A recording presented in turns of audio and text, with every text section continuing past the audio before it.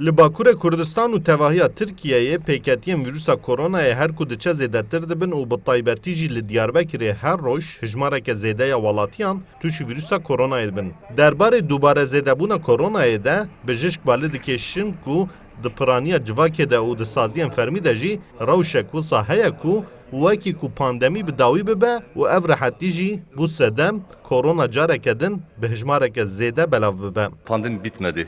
Beriya her tiştî ez vê yekê bêjim pandemî bi dawî nebûye. Bi taybetî di wesaytên rêwiyanên navbajêr de û di nexweşxaneyan de bergirî hatine sezkirin, an jî hatine rakirin û ew yek bû sedema zêdebûna haletan.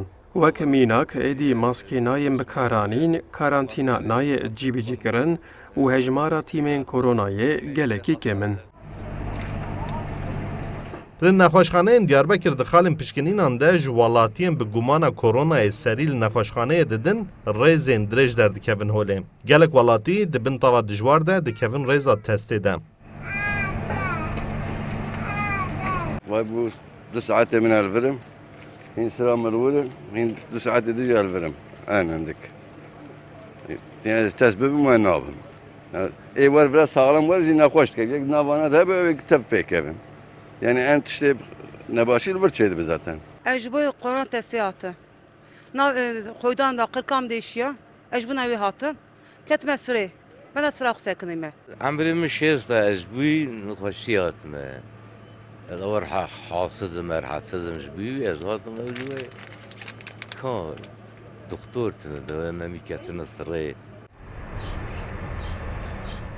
Li gorî danên jûra bijîşkên Diyarbekir li Diyarbekirê rojane kêm zêde navbera 800 û 1200 de testên kirin û ji van jî navbera 400 û 600 de ango ji sadê pênciyê testan pozitif derdikevin û li ser vê rewşê bo kesên bixwazin mafek din ê vaksînbûnê jî hatiye nasîn.